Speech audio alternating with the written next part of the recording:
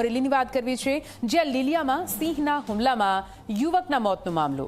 મૃતક યુવકની સાથે રહેલા 2 આરોપીને કોર્ટમાં રજૂ કરવામાં આવશે. આ બંને આરોપીના રિમાન્ડ પૂર્ણ થતાં ફરીથી કોર્ટમાં હાજર કરાશે. 3 દિવસ પહેલા પજવણી કરવા જતા સિંહે એક યુવકને ફાડી ખાધો હતો. મૃતક યુવકે સિંહ દર્શન સમયે 3 લોકોનો વિડીયો કોલ પણ કર્યા હોવાનું સામે આવ્યું છે.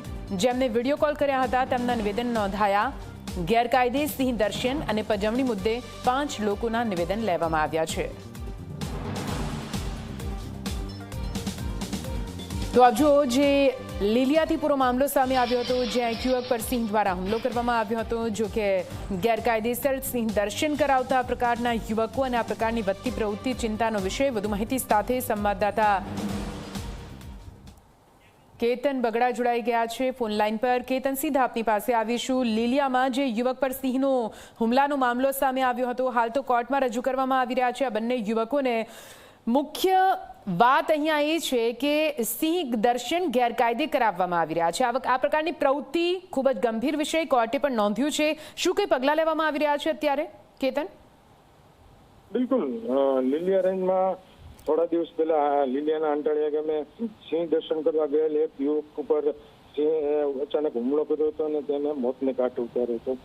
આ બાબતની વન વિભાગ અને તંત્રએ ગંભીરતા લીધી હતી. લીલિયા રેન્જ વન વિભાગ દ્વારા સિંહની પજવણી અને સિંહ દર્શન કરનાર જે 2 ઈસમો છે તેમની ધરપકડ કરી હતી અને તેમના કોર્ટમાં રિમાન્ડ માંગ્યા હતા.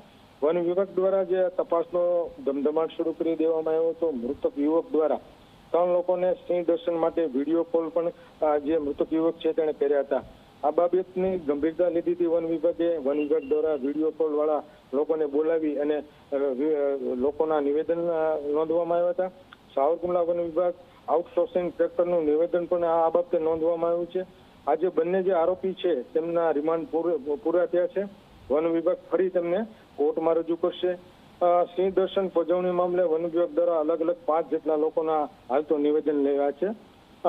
અમરેલી જિલ્લા અને આ જે બૃહદ જે વિસ્તાર છે તેમાં સિંહોની સંખ્યા વધારે છે. ક્યાંક ને ક્યાંક સિંહ દર્શન માટે અવારનવાર સિંહ લાયન શો થતા હોય છે.